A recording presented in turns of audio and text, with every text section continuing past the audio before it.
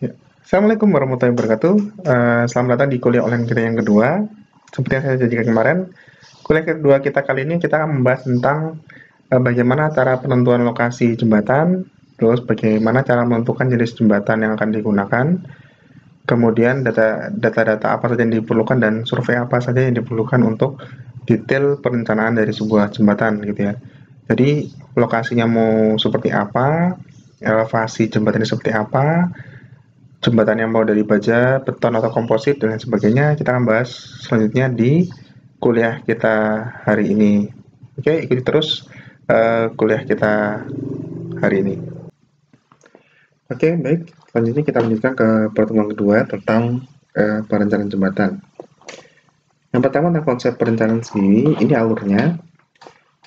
Saya jelaskan terlebih dahulu mulai dari pendahuluan, kemudian survei pendahuluannya, setelah itu baru disurvei detail, kemudian tahap perencanaan, ini tahap perancangan detail, terakhir ke tahap pelaporan atau penyelesaian akhir, penggambaran, perhitungan volume, RAB, dan sebagainya. Nah, kalau dilihat ternyata yang menarik gini. Nah, ini pada bagian survei pendahuluan itu ternyata di sanalah tempat pertama kali kita menentukan tipe bangunan atas dan tipe bangunan bawah. Ini jadi ternyata dalam penentuan kita mau menggunakan jembatan apa, jembatan bentang panjang kah, atau jembatan bentang pendek, jembatan rangka, atau jembatan kabel dan lain sebagainya, itu cuma didasari dulu dengan data umum terlebih dahulu, gitu. Jadi data umum, jadi data kondisi jalan, kondisi lalu lintas, material, harga harga satuan bahan, data survei terdahulu, kemudian data-data peta-peta secara umum. Nah, dari situ dibuat dulu pertimbangan, dicari yang paling memungkinkan apa. Nah, setelah diketahui pengen menentukan tipe bangunan apa, baru dilakukan survei yang detail, ada survei hidrologi, survei tanah, dan lain sebagainya, baru setelah itu dihitung detail tulangan-tulangannya, kemudian kebutuhan betonnya, dan lain sebagainya. Jadi itu konsepnya, dari umum dulu, baru ke khusus. Nah, ternyata di bagian umum itulah tempat pertama kali menentukan tipe bangunan atas dan tipe bangunan bawah. Itu termasuk dengan menentukan lokasi dari jembatan tersebut. Jadi tidak berdasarkan survei yang detail, tapi malah dari data-data awal terlebih dahulu. Jadi dari umum baru ke detail. Nah, tapi dari data umum ini itu sangat menentukan karena dari sinilah kita akan berjalan ke menentukan tipe bangunan atas dan bangunan bawah. Nah, setelah itu tadi alur dalam perencanaan sebuah alur besarnya ya dalam sebuah perencanaan jembatan, ternyata untuk menentukan jenis tipe jembatan yang akan kita gunakan itu kita awali dari data umum terlebih dahulu. Jadi di konsep besar dulu. Dari data lalu lintas, data curah hujan, data topografi dan lain sebagainya. Nah, dari situ dibikin pertimbangan kita mau bikin jembatan model apa gitu.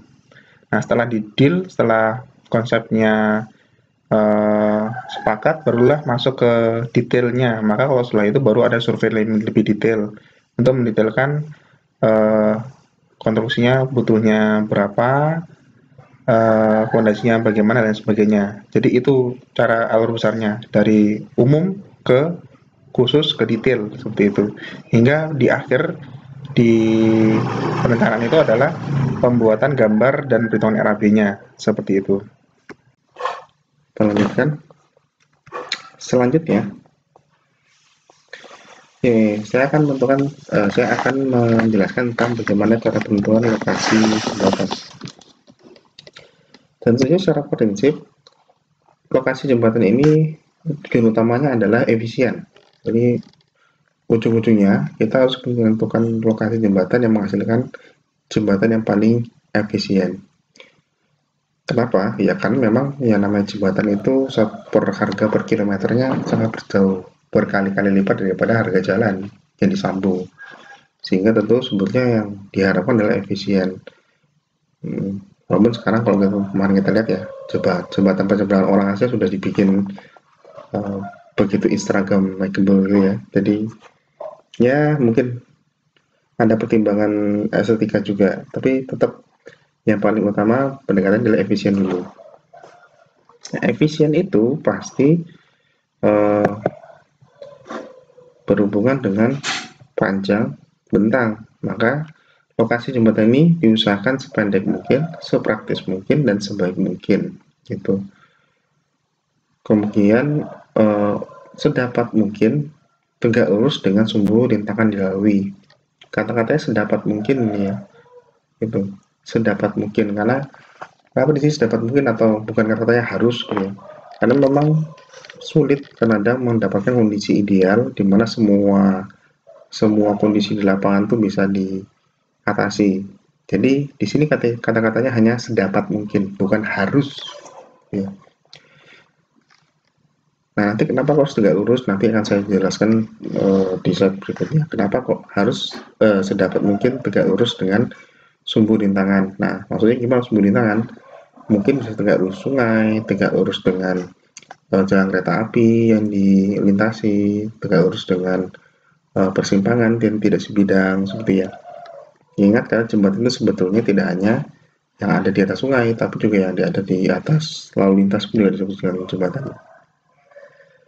Maka prinsipnya tadi lokasi jembatan menghasilkan kebutuhan lahan yang paling efisien, terutama ya. Ini kalau kita berbicara tentang jembatan yang berada di atas lalu lintas, gitu. Flyover, underpass, gitu ya. Kalau dilihat dari proyek flyover yang ada di Jogja saja, itu kalau contoh ya di flyover Jombor itu cukup efisien karena tidak ada pembebasan lahan sama sekali, relatif tidak ada yang digusur. Tapi kalau kita lihat yang ada underpass yang barusan dibangun di Kentungan itu sedikit ada juga pembebasan lahan di sebelah sisi utara dan selatan proyek gitu ya. Jadi kalau kata lahan yang efisien ini nanti sangat berhubungan dengan terutama kalau jembatannya itu menggusur-gusur pemukiman. Nah, yang kedua, lokasi jembatan dapat nanti nih saya bilang sesedikit mungkin mengenai rumah penduduk. Nah, dan diusahakan memutih jalan as yang existing. Ya karena itu, yang namanya membebaskan, apalagi ini rumah ya, itu kan sangat-sangat sulit ya. Sehingga kalau di perkotaan, pembuatan jembatan di perkotaan diusahakan sedikit mungkin mengenai rumah penduduk. Nah, gitu. Kemudian yang ketiga, lokasi jembatan mempertimbangkan aspek teknis seperti kondisi tanah dan karakter sungai. Gitu. Ini khususnya kalau jembatan yang melewati sungai. Di sini akan saya jelaskan lebih detail tentang masalah karakter sungai ini. Gitu. Bagaimana yang dimaksud? Yang pertama, tentang karakter sungai itu kita harus mempertimbangkan faktor-faktor seperti alur sungai. Gitu. Oh ya, untuk slide kedepannya mungkin saya akan lebih banyak berbicara tentang jembatan yang ada di sungai ya, gitu. Karena kalau tadi tentang jembatan yang ada di lalu lintas dan perkotaan, sebetulnya yang paling penting adalah tadi efisien lahannya, gitu. Tetapi kalau yang jembatan yang berada di atas sungai, nah ini sebetulnya multidisiplin, multidisiplin karena sebenarnya banyak unsur-unsur hidrologinya juga nanti nggak cuma tentang struktur. Yang pertama tentang sedapat mungkin tegak lurus dengan sungai. Lah, kenapa? Ya, tentu saja kalau kita misalnya punya alur sungai seperti ini, terus ada dua alternatif, jembatan A dan jembatan B. Mana yang kira-kira paling efisien, A atau B? Tentu saja kita akan lihat di sini jembatan bentang yang terpendek adalah alternatif yang jembatan A daripada yang B. Nah, itulah kenapa harus tegak lurus. Karena tegak lurus itu berarti bentangnya yang paling pendek, gitu. Artinya lebih efisien. Tapi problemnya, kalau jembatan ini dibangun di jalan yang belum ada, itu enak. Kita bisa menentukan jembatannya tegak lurus, jalannya ngikuti, gitu ya. Nah, biasanya jembatan di sungai itu, jalannya dulu tuh sudah ada, kemudian jembatan ya baru mau dibangun, gitu. Nah itulah kalau jembatannya itu misalkan pas di jembatan. Kalau jalan yang dihubungkan tuh pas dari sini dari bawah sini itu ideal. Jadi jalannya tidak tidak terganggu dengan jembatan. Tapi bagaimana kalau jalannya ekstrim? Jalan yang ada tuh mengikuti alur sungai seperti ini. Mau tidak mau, nanti akhirnya jalannya itu akan dibuat benar-benar beloknya patah 90 derajat, itu tikungan tajam seperti ini. Tapi sini juga kebetulan belok lagi, mengikuti aliran sungai lagi gini. Nah itu kalau kalian perhatikan, makanya kalau mendekati jembatan itu biasanya jalannya dibikin belok hampir 90 derajat. Yaitu karena kadang harus menyesuaikan dengan jembatannya, diusahakan tegak lurus dengan sungai gitu. Kadang-kadang itu kadang membuat geometri jalannya yang jadi gak ideal, karena kadang sudut lingkaran tikungannya jadi nggak ideal, terlalu tajam dan lain sebagainya gitu. Nah jadi sekarang itulah susahnya, kalau makanya saya bilang sedapat mungkin tegak lurus dengan sungai gitu ya. Karena kalau orang dibikin tegak lurus persis, jalannya jadi nggak ideal. Kadang-kadang untuk ngejar suruh jari-jari tikungan yang ideal, jembatannya karena terpaksa dibikin agak sedikit serong gitu. Jadi jalan yang sudah ada, misalnya dari sini ya, itu nggak benar-benar patah belok 90 derajat gini, tapi ya agak jari-jarinya agak besar gini gitu. Itu tentang kenapa sedapat mungkin harus tegak lurus dari sungai, karena emang tegak lurus itu paling pendek. Nah tapi hal kedua, kenapa harus tegak lurus? Contoh, kita punya aliran di sungai seperti ini, tapi kita terpaksa menaruh jembatannya miring dari aliran sungai gitu. Apa yang terjadi? Inilah yang terjadi. Kalau saja jembatan tersebut membutuhkan pilar di tengah sungai gitu ya. Nah, si pilar ini otomatis jadi tidak hidrodinamis gitu. Kenapa? Karena si pilar ini jadi menabrak.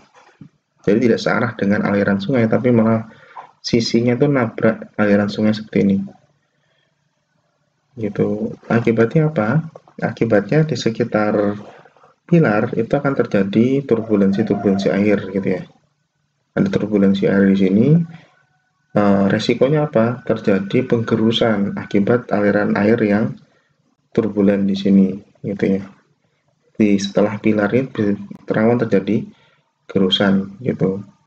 Oh iya, kalau kita ngomong tentang sungai, maka definisinya ya, saya jelaskan dulu. Ini bagian hulu, ini bagian hilir. Hulu itu arah datangnya aliran sungai. Hilir itu adalah setelah jembatan. Jadi di sisi hilir dari jembatan ini itu terjadi scoring namanya. Scoring itu adalah gerusan. Nah itu sangat bahaya. Kalau pilarnya tergerus, yang bukan pilarnya sih, tanah yang dijadikan pondasi bagi si pilar itu tergerus habis, bisa jembatannya turun, rusak jembatannya gitu. Nah itu salah satu risiko kalau kita menentukan lokasi jembatannya tidak tegak lurus sungai. Jadi jembatannya rawan terjadi scoring gitu. Nah yang kedua apa? Yang kedua sebetulnya sih, coba aja dilihat, kalau pilarnya tidak tegak lurus sungai, otomatis terjadi gaya tekan dari air ya, dari aliran air yang menekan pilar ini.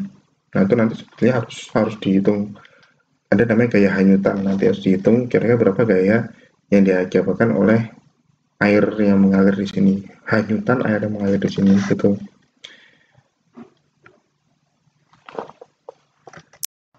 Nah, itu tadi penjelasan tentang mengapa jembatan tuh sedapat mungkin itu harus tegak lurus dari sungai. Prinsipnya ya, karena kalau tegak lurus itu dia paling efisien karena bentangnya paling pendek dan mengurangi resiko scoring pada pilarnya. Kenapa katakannya sedapat mungkin? Tadi sudah saya bilang, memang kondisi ideal itu susah dicapai di lapangan, maka ya sedapat mungkin saja gitu. Kalau nggak pun akhirnya nanti ada caranya, nanti saya jelaskan lagi. Nah, cuman tadi saya sudah sampaikan, kadang kalau kita membuat jembatan tegak lurus sungai itu merugikan dari segi geometri jalannya, karena jalannya terpaksa harus belokan patah tajam gitu ya, agar dapat jembatan yang tegak lurus gitu. Mungkin kalian jarang ngamati ya, coba mulai sekarang ngamati kalau mendekati jembatan di luar kota terutama, maka jalannya rata-rata sering nggak dibikin beloknya sampai 90 derajat untuk ngejar jembatannya itu bisa tegak lurus.